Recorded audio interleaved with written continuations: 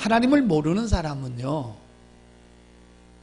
자기 인생을 마구잡이로 살아가는 거죠. 그래서 좋은 일이 오면 기뻐했다가 슬픈 일을 당하면 이것이 운명이라고 생각을 합니다. 그 두 가지 외에는 다른 생각을 할 수가 없어요. 그런데 하나님의 사람들은 다릅니다. 우리 삶 속에 일어나는 모든 일들은 우연한 것이 아니고 모든 것이 하나님의 섭리 속에 있다는 것을 우리 믿음의 사람들은 알고 살아가는 것입니다. 그 하나님의 섭리라는 말은 무슨 말이냐면 우리 삶 속에 일어나는 모든 삶 가운데는 하나님의 뜻이 담겨져 있고 그 하나님의 삶, 우리 모든 삶 속에서는 하나님의 계획이 있다는 것입니다. 그러니 여러분 얼마나 우리가 수준 있는 사람입니까? 그런데 우리에게 다가오는 축복도 하나님의 선물이요, 또 때로는 우리한테 다가오는 고난도 하나님의 아름다운 선물이라는 것입니다. 자, 여러분 11절 잘 보겠습니다. 하나님이 모든 것을 지으시되 때를 따라 아름답게 하셨고 그랬죠. 여러분 저 보시길 바랍니다. 그러니까 내게 오는 때를 따라 오는 축복도 하나님의 선물이요, 그것도 하나님의 섭리 속에 들어가 있는 것이죠. 그 다음에 내 속에 내가 다가오는 고난, 환난, 고통 모든 것들도 하나님의 섭리 속에 이루어지는 것이기 때문에 때로는 그것도 아름다운 하나님의 선물이라는 것입니다. 그러면 왜 고난이, 고통이, 아픔이 우리한테 아름다운 하나님의 선물이고 하나님의 아름다운 작품인지 그 이유에 대해서 오늘 여러분에게 말씀을 드려보겠습니다. 여러분, 저와 여러분 좋은 일만 있는 것이 아니라 고통과 고난도 있습니다. 근데 그것이 왜 아름다운 하나님의 선물일까요? 그 이유가 바로 14절에 나와 있습니다. 한번 보겠습니다. 하나님께서 행하시는 모든 것은 영원히 있을 것이라.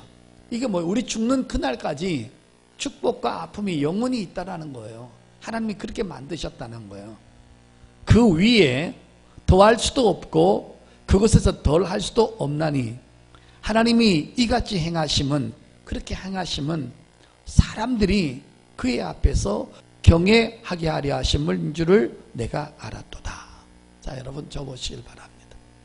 왜 하나님께서 우리한테 고난과 고통과 아픔을 주실까요? 이유는 하나인 것입니다. 그것을 통해서 하나님을 경외하는 법을 깨우치기 위함이라는 것입니다.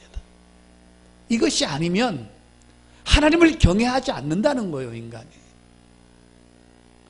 인간이 죄성을 가졌고 너무 연약하다 보니까 하나님께서 우리에게 주시는 어떠한 고난이 아니면 인간은 절대로 하나님을 경외할 수 없다는 거예요. 그래서 결국은 뭐냐면 고난도 선물이요, 고난도 하나님의 위대한 작품이라는 것입니다. 결국은 뭐냐, 이것을 통해서 하나님과 더 밀착하게 만들고 하나님을 경외하는 법을 하나님은 알려주시기 위해서 이 모든 고난을 주의 종을 통해서 평신도 이르기까지, 그것도 한두 달이 아니고 1년이 아니고 내 삶 죽을 때까지 하나님은 이 일을 계속적으로 하신다는 것입니다. 할렐루야. 성도님들은 죽을 때까지 하나님의 축복도 따라오고 고난도 따라다닙니다. 뭐처럼? 그림자처럼. 떨어질 수가 없는 거예요. 없어질 수가 없는 거예요.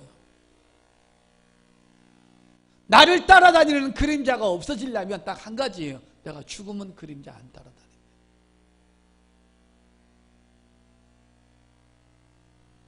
고난도 하나님의 작품이요, 축복도 하나님의 작품이라는 것을 우리가 알 수 있습니다. 성도 여러분, 그러면 도대체 오늘 성경에서 말하는 하나님을 경외한다라는 말은 도대체 무슨 의미일까요? 하나님을 경외한다라는 말은 두 가지입니다. 첫째는 오직 주님만을 바라본다는 것입니다. 또 하나는 오직 주님 한 분만 의지한다라는 뜻입니다. 이것을 가르치도록 하기 위해서 고난을 적절하게 하나님은 배합을 하신다는 것입니다. 우리에게 영원한 축복만 주는 것이 아니라는 것입니다. 성도님들은 말로는 하나님을 사랑합니다, 하나님을 의지합니다, 하나님만을 믿습니다라고 하지만 마음과 행동은 따로 노는 것입니다. 말하고 마음하고 행동은 달라요, 여러분. 이 말은 하나님을 전혀 안 믿거나 하나님을 부인한다는 말이 아닙니다. 여러분, 오늘 여기서 앉아 계시는 주일날 이 말씀을 듣는 여러분들, 여러분이 하나님을 부인하는 자들입니까? 하나님이 없다고 하는 자들입니까? 아니라는 것입니다. 하나님을 다 인정하는 사람들이기 때문에 오늘 주일날 교회에 나온 것입니다. 하나님이 살아계신 거 압니다.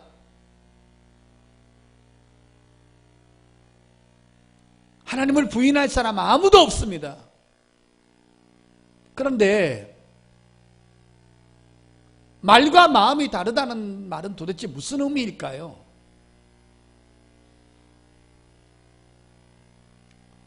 하나님을 50% 믿고 또 50%는 또 다른 것을 믿는다는 것입니다. 또 다른 것을 의지한다는 것입니다. 때로는 돈을 의지하고 명예를 의지하고 부모의 재산을 의지하고 부동산을 의지하고 자기 능력을 의지하고 자기 학벌을 의지하고 자기 외모를 때로는 믿고 의지한다는 겁니다. 다시 말해서 100% 하나님만을 의지하고 100% 하나님만을 경배하지 않는다는 것입니다. 그래서 환경 따라 슬쩍슬쩍 주일도 빠지는 것입니다. 진정으로 하나님께서 생사화복을 주장하시고 인생의 흥망성쇠가 하나님의 손에 달려있다면 우리가 슬쩍슬쩍 주일을 파괴할 수가 없는 것입니다. 주일날 슬쩍슬쩍 빠지는 사람들, 하나님 안 믿는 사람입니까? 하나님 믿는 것입니다. 그런데 하나님보다 더 사랑하고 하나님보다 더 의지하고 하나님보다 더 두려워하는 것이 있기 때문에 온전히 하나님을 신뢰할 수가 없게 되는 것입니다. 때로는 부모의 재산이 탐이 나고 때로는 내가 그 사람하고 등지면 내가 인생에 불이득을 당할 것 같아서 하나님만을 전적으로 의뢰할 수 없고 하나님 앞에 올인할 수가 없다는 것입니다. 신앙생활을 적당히 할 수밖에 없다는 것입니다. 성경 말씀은 정직한 겁니다. 성경 말씀은 정확한 겁니다. 그래서 핑계를 댈 수가 없습니다. 신앙생활을 왜 적당히 할 수밖에 없느냐? 하나님을 온전히 경외할 수 없기 때문인 것입니다. 목회자가 밥 세 끼 얻어먹고 싶어서 주의 종기를 가는 직업이 아니라는 것입니다. 성도의 타락도 지적해야 되고 죄악도 지적해야 되고 하나님의 뜻대로 살지 못하는 것들을, 그 신앙생활의 것들을 지적해서 교정시켜야 되는 의무가 우리 주의 종들에게 있음을 여러분이 이해하시기를 바랍니다. 왜 기도를 안 하는 것입니까? 하나님의 능력을 못 믿기 때문인 것입니다. 기도는 하나님을 믿고 산다는 능력의 대표인 것이고 하나님께서 이스라엘 민족을 보호하시고 애굽의 장자를 때렸을 때는 그 장자는 그 집안의 대표인 것입니다. 11조는 물질의 대표인 것입니다. 하나님의 축복은 하나님의 손에서 흘러나온다는 것을 알기 위해서 11조를 구분하라고 한 것입니다. 그래서 11조는 물질의 대표인 것입니다. 그럼 주일은 뭡니까? 내가 하나님의 사람이요, 나는 하나님의 축복 속에 살아간다는 것을 온 모든 사람한테 선포하는 대표의 신앙생활인 것입니다. 상황 따라 환경 따라 주인이 바뀌게 되는 것입니다. 하나님을 섬기는데 50대 50, 30대 70, 60대 40으로 순간순간마다 주인을 바꿔버리는 것입니다.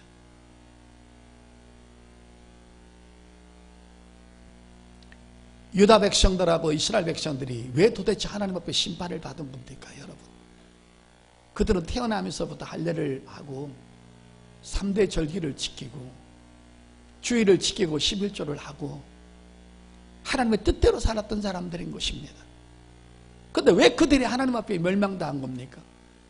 왜 북이스라엘은 아수르한테 망해가지고 비참하게 재건하지 못했고, 왜 남쪽 유다는 바벨론으로 끌려가가지고 70년 동안 그렇게 처참하게 포로 생활을 한 것입니까? 그들이 하나님을 안 믿었습니까? 그들이 하루에 3번 기도 안 했습니까? 그게 아니라는 것입니다. 그들이 하나님 앞에 매를 맞고 하나님께서 어느 날 화를 내셔서 그에게 손을 대신 이유는 바로 이런 이유 때문인 것입니다. 이사야서 30장을 보겠습니다. 1절부터 3절까지 보겠습니다. 여호와께서 이르시되 패역한 자식들은 화 있을진저 그들이 계교를 베푸나 나로 말미암지 아니하며 맹약을 맺으나 나의 영으로 말미암지 아니하고 죄의 죄를 토하는도다. 그들이 바로의 세력 안에서 스스로 강하려 하여 애굽의 그늘에 피하려 하여 애굽으로 내려갔으되 나의 입에 묻지 아니하였도다. 그러므로 바로의 세력이 너희의 수치가 되며 애굽의 그늘에 피함이 너희의 수욕이 될 것이라. 아멘. 성도 여러분, 접으시길 바랍니다. 이거 지금 유다 백성들에게 말하는 것입니다. 이게 무슨 말이냐면 아수르라는 강대국 나라의 위협을 받게 된 겁니다. 그들이 쳐들어오게 되고 자기들을 공격할 것 같으니까 하나님을 놓쳐버리는 것입니다. 그리고는 애굽을 찾아가서 거기에 동맹을 맺고 이 나라 민족을 좀 도와주십시오. 하나님을 잃어버리는 것입니다. 하나님을 놓쳐버리는 것입니다. 주인을 바꿔버린 것입니다. 여러분, 애굽에서 건져내신 분이 하나님이십니다. 믿으시면 아멘. 근데 애굽을 찾아가서 우리를 도와달라는 것입니다.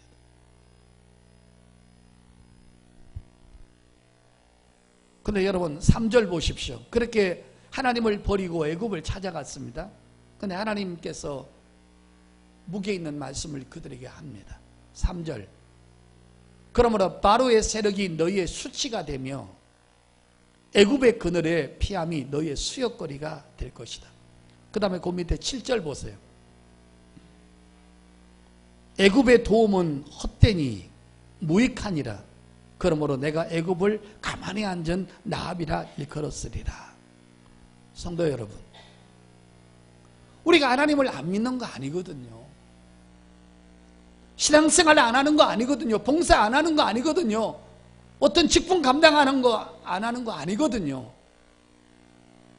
그런데 순간순간에 다가오는 위협과 어려움 속에서 하나님을 배신하는 것입니다. 그 애굽이 물질일 수도 있고 부모의 재산일 수도 있고 내 명예일 수도 있고 사업일 수도 있고 내 연인일 수도 있고 집안의 어떤 사람일 수도 있습니다.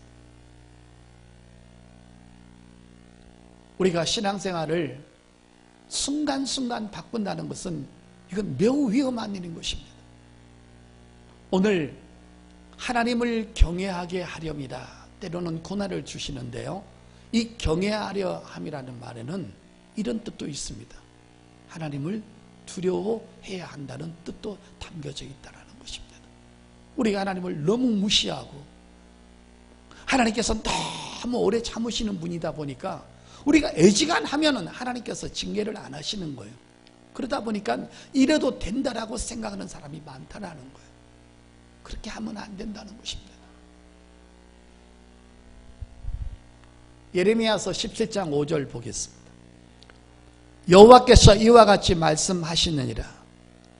무릇 사람을 믿으며 육신으로 그의 힘을 삼고 마음이 여호와에게서 떠난 그 사람은 저주를 받을 것이니라. 성도 여러분, 저 보시길 바랍니다.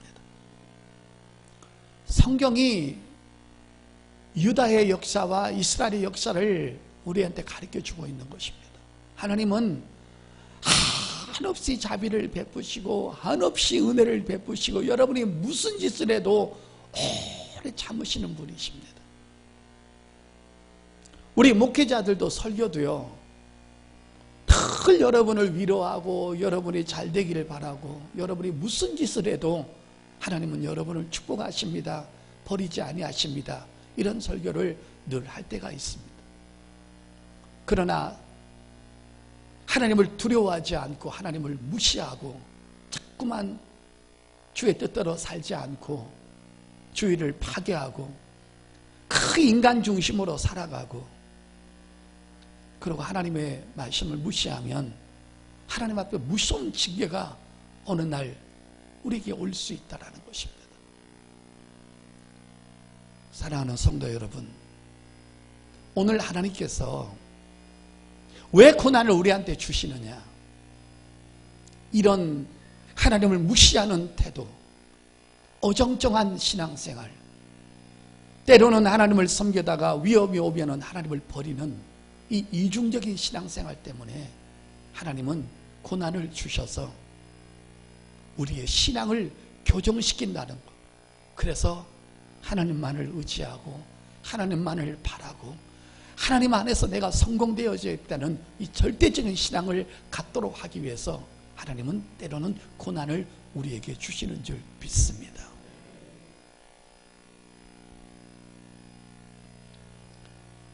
우리가 이 세상을 살아가는 동안에 자식들이 계속 어긋나기를 갑니다. 엄마가 타이르고 엄마가 말리고 그리고 아빠한테 계속 감춥니다. 그러다 엄마 손에서 더 이상 안 되면 내 힘으로는 안 되니까 이제 아빠한테 얘기한다. 그러면 그 아이가 돌아서야 되는데 아빠한테 얘기해? 그래서 엄마가 아빠한테 얘기합니다. 여보, 우리 아들이 우리 딸이 한 달 동안 속을 썩여서 내가 다 일렀는데 마지막 빅 카드는 뭐냐면 나 아빠한테 이른다까지 했는데도 일러라는 거예요. 그래서 일렀다는 거예요. 그 다음에 아버지는 어떻게 되겠습니까? 잘 일렀다 여보. 당신은 한 달 참았지만 나는 2달 참을게. 그럴 애비는 없다라는 거예요. 그래? 저 어렸을 때 어머니 지갑에서 돈 1,000원, 500원 훔쳐 쓴 거 우리 어머니한테 걸렸어요. 그 엄마가 저한테 다 일렀어요. 기대야 그렇게 하지 마라. 그 아무리 엄마 자식지간이지만 그 도둑질이다. 엄마가 주는 것만 써라. 엄마가 야단할 때가 계속 제가 돈을 빼먹은 거예요. 그 우리 엄마가 할 수 없이 우리 아버지한테 알렸어요. 오늘 학교 갔다 오니까 아버지가 학교 앞에 서 있는 거예요. 아들아 나하고 어디 좀 가자. 그게 갔어요. 햄버거도 사줬어요. 산에 데리고 올라갔어요. 웬 등산인가 했어요. 아버지가 삽으로 땅을 팠어요. 왜 파나 했더니만 저를 거기 묻어버렸어요. 그 후로 도둑질을 끊었습니다. 안수 집사가 되고 집사가 되고 권사가 돼가지고 툭툭 환경 따라 주의를 빼먹는 거예요. 하나님을 무시하는 거예요. 한두 번 빼먹어도 얻어 터지질 않는 거예요. 우리는 하나님을 경외하는 법을 얻어 터져서 배우는 것이 아니라 말씀으로 뜨끔해서 배우신다면 내 인생은 사람한테 달려있는 게 아니라 하나님이 높이면 높이지고 낮추면 낮추고, 아무리 어떤 사람이 재산이 많아서 나한테 줄 것 같아도 그 불신자의 마음도 하나님이 움직이신다는 거 꼭 기억하시길 바랍니다. 하나님을 경외한다는 거, 오직 하나님만을 의지하고 오직 하나님만을 믿고 하나님을 두려워한다는 마음이 그 경외하는 마음에 포함되어 있는 줄 믿습니다.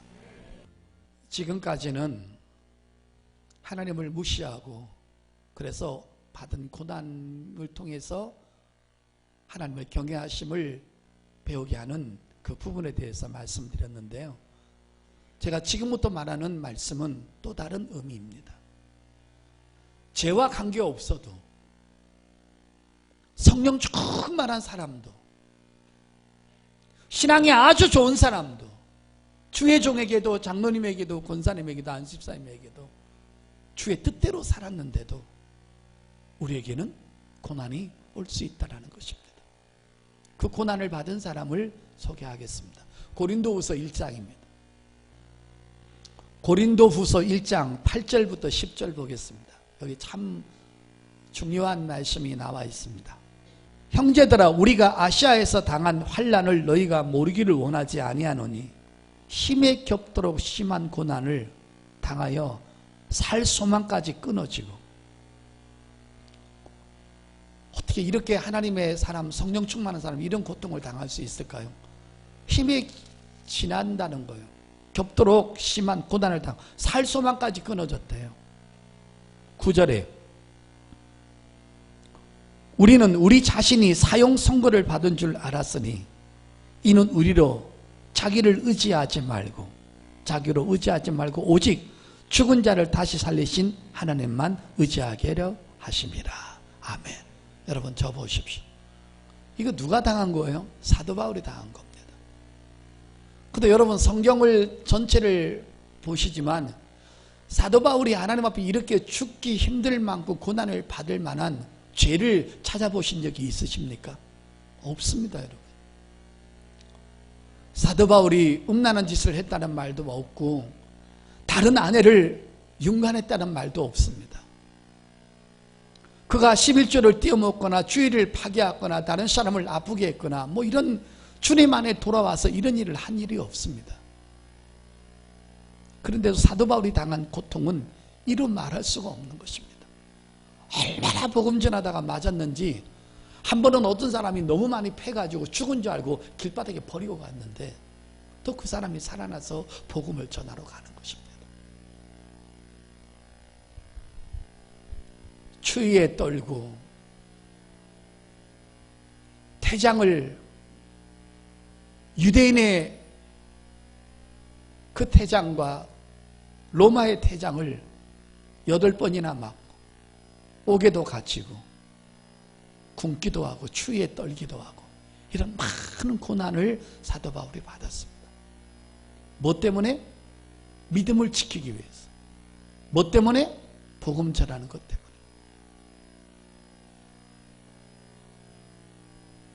자기 동족 유대인들에게, 자칭 하나님을 섬기는다고 말하는 그들에게 그렇게 고통을 당했습니다. 욥도 그랬습니다. 사랑하는 상도 여러분, 그런데 그렇게 고난을 받고 힘든 과정을 겪으면서 사도 바울의 고백은 뭐였습니까? 하나님, 해도 너무하십니다. 내가 이렇게 고난받을 만한 일을 한 적이 있습니까? 그리고 사도 바울은 그 몸에 질병이 죽을 때까지 있어서 하나님 앞에 매일 그 질병을 고쳐달라고 기도했던 적도 있습니다. 그런데 이런 고난 가운데 사도 바울의 신앙이 처지거나 후퇴하거나 직분을 팽개치거나 믿음을 팽개치고 하나님 주인을 바꾼 것이 아니라는 것입니다. 그런 가운데서 사도 바울이 더 강해지고 더 깊어진 것이 있습니다. 9절 보시겠습니다. 우리는 우리 자신이 사형 선고를 받은 줄 알았으니 이는 우리로 자기를 의지하지 말고 오직 죽은 자를 다시 살리시는 하나님만 의지하게 하려 하심이라. 아멘. 이게 사도 바울의 고백입니다. 그러니까 고난이 오면 올수록 하나님을 경외하는 법을 더 크게 배웠다는 것입니다. 할렐루야. 얼마나 아름다운 말입니까? 우리는 조금만 핍박을 받아도, 조금만 내 자존심이 상해도 우리는 신앙의 끈을 놔버릴 때가 있고, 내가 이런 고통을 받으면서 내가 꼭 봉사해야 되나? 할 때도 있고, 때로는 사람들 말에 넘어질 수도 있고, 때로는 여러분 오해를 받을 때 주저앉아버리고, 애매한 소리 들을 때 원망하고, 믿었던 사람한테 배신당할 때 하나님 앞에 더 다가가지 못하는 그런 아픔들이, 그 신앙의 어린 모습들이 바로 저하고 여러분에게 있었던 것입니다. 이런 간증 하나 하겠습니다. 창세기 4장 26절에 셋이 에노스를 낳았습니다. 셋은 아담의 아들입니다. 근데 그 셋이 아들을 낳았는데, 에노스를 낳았는데, 그 에노스란 이름이 무슨 뜻이냐면 불치병에 걸렸다는 뜻입니다. 근데 여러분, 에노스가 누굽니까?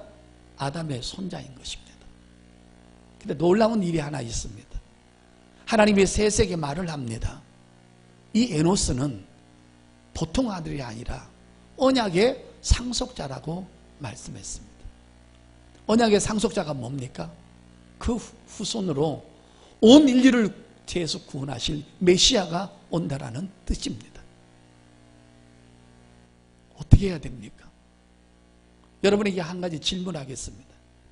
여러분에게 아들이 하나 있습니다. 그런데 하나님의 계시가 떨어졌습니다. 이 아들은 보통 아들이 아니다. 이 아들은 대통령이 될 것이고, 이 아들은 훌륭한 목회자가 되고 부흥 강사가 되어서 수많은 사람을 하나님께로 인도할 수 있는 위대한 하나님의 사람이다. 여러분, 아들 중에 그런 아들이 하나 있습니다. 여러분 어떻게 하시겠습니까? 모세가 태어났습니다. 하나님이 모세의 부모의 눈을 밝혔는데, 그 모세는 아름다운 사람이라 그랬습니다. 그 아름다운 사람이란 말은 무슨 뜻입니까? 그 아들 속에 하나님의 계획이 담겨져 있고 하나님의 큰 일을 행할 자라는 것을 믿음으로 알려주었습니다. 그때 모세가 태어났을 때 애굽의 왕은 사내 아이는 다 죽여버리라고 했습니다. 근데 그 아이를 감추었습니다. 여러분 자식이 대통령이 되고 훌륭한 주의종이 되고 부흥 강사가 되어서 위대한 신학자가 되어서 수십만 명을 하나님께로 인도하는 위대한 아들이라면 여러분 그 아들을 어떻게 키우겠습니까? 근데 그 아들이 죽을 병에 걸렸습니다. 불치병에 걸렸습니다. 죽어가고 있습니다. 의학으로도 안 됩니다. 수술도 안 됩니다. 약으로도 안 됩니다. 그 아이는 시름시름 죽어갑니다. 여러분 어떻게 하시겠습니까? 포기하시겠습니까? 셋은 불치의 병에 걸려서 죽어가는 아들을 보고 무엇을 선택했습니까? 자, 창세기 4장 26절입니다. 셋도 아들을 낳고 그의 이름을 에노스라 하였으며, 에노스란 말, 죽을 병에 걸렸다는 것입니다. 불치병에 걸렸다는 것입니다. 죽어간다는 것입니다. 그때 사람들이 비로소 여호와의 이름을 불렀더라. 에노스 셋이 할 수 있는 방법은 뭡니까? 하나님만을 찾는 겁니다. 그 아이를 하나님의 손에 올려놓고 하나님, 내 아들이 죽어갑니다. 근데 이 아들이 언약의 상속자입니다. 이 아들 후손으로 온 인류를 죄에서 구원하실 메시아가 오신답니다. 차라리 그걸 알려주시나 말든지. 그걸 알려주었는데 이 아들이 시름시름 알아서 죽어갑니다. 어떻게 해야 됩니까? 그냥 죽일 겁니까? 기도하는 것입니다. 비로소 여호와의 이름을 불렀더라. 이 말이 뭡니까? 셋이 적당한 신앙생활, 어정쩡한 신앙생활을 했다가 이 말을 듣는 순간에 목숨을 걸고 예배하고 목숨을 걸고 기도하고 목숨을 걸고 하나님을 찾았다는 것입니다. 여기서 불렀더라는 단어 꼭 기억하십시오. 히브리 말로 카라라는 단어입니다. 뭡니까? 하나님이 아니고는 다른 방법이 없습니다. 하나님만이 이 아이를 살릴 수가 있습니다. 이 아이를 살려주십시오. 이때서야 비로소 신앙생활이 본업으로 돌아왔다는 것입니다. 오늘 많은 사람이 신앙이 본업이 아니고 먹고 사는 것이 본업이 된 사람이 너무 많아요. 그래서 신앙생활은 적당히 하는 거예요. 바쁘면 안 나오는 거예요. 편안하면 기도 안 하는 거예요. 힘들어야, 고통이 다가야만이 아침에 나와서 하나님을 찾는 거예요. 절실한 예배, 목숨 거는 기도, 온 인격을 다해서 하나님을 경외하는 내 신앙의 삶이 돌아올 때 하나님도 우리한테 카라 하시는 것입니다. 내가 너 방문하겠다. 내가 너를 치료하겠다. 내가 너를 도와주겠다. 내가 그 환경에서 건져내 주겠다. 그리고 네 믿음을 더 크게 만들어서 너를 하나님의 사람으로 사용하겠다. 절실함이 우리에게 있어야 될 줄 믿습니다. 성경 찾겠습니다. 예레미야서 17장입니다. 예레미야서 17장 7절 8절 우리 같이 읽습니다. 시작. 그러나 무릇 여호와를 의지하며 여호와를 의뢰하는 그 사람은 복을 받을 것이라. 그는 물가에 심겨진 나무가 그 뿌리를 강변에 뻗치고 더위가 올지라도 두려워하지 아니하며 그 입이 청정하며 가무는 해에도 걱정이 없고 결실이 그치지 아니함 같으리라. 아멘. 늘 하나님을 의지하는 사람, 오로지 하나님을 경외하는 사람, 하나님에게만 소망을 두고 하나님만을 의지하고 하나님을 섬기는 것이 올인하는 사람에게도 하나님은 끝까지 여러분에게 찾아가셔서 여러분을 카라하시겠다는 것입니다. 끝으로 말씀 결론 내립니다. 에노스는 죽을 병에 걸렸습니다. 자기 아버지 셋이 목숨 걸고 하나님 앞에 기도했고 매달렸습니다. 근데 여러분, 그 에노스가 죽었습니까? 905세까지 살았습니다. 그리고 끝내는 그 후손으로 메시아가 오셨습니다. 사랑하는 성도 여러분, 여러분이 아무리 절망 가운데 있고 힘든 가운데 있지만 오로지 하나님 한 분만을 의뢰한다면 하나님은 그 자를 절대 망하게 하지 않는다는 것을 믿으시길 바랍니다. 그러니까 죄를 지어서 당하는 고통 속에서도 하나님을 경외하는 것을 배우고, 우리가 축복 속에서도 이 축복이 우연한 것이 온 게 아니라 하나님이 주셨구나라고 생각하면서 그 은혜를 잊지 않았고 하나님을 더욱더 경외할 때 하나님의 은혜와 역사는 끊임없이 우리에게 다가올 줄 믿습니다. 사랑하는 성도 여러분, 오늘 이 말씀에 귀를 기울이시고, 고난도 아름다운 하나님의 선물이고 축복도 아름다운 하나님의 선물이라. 하나님은 모든 것을 통틀어서 딱 한 가지 하나님의 뜻이 있는데 너희들이 하나님을 경외하기를 원한다는 것입니다. 여러분, 우리 힘들고 어려울수록 여호와의 이름을 불러서 절실한 예배, 절실한 기도에서 하나님의 응답과 하나님의 치료와 하나님의 회복과 하나님의 놀라우신 은혜를 또 경험하는 저와 여러분 될 수 있기를 예수 이름으로 축복합니다.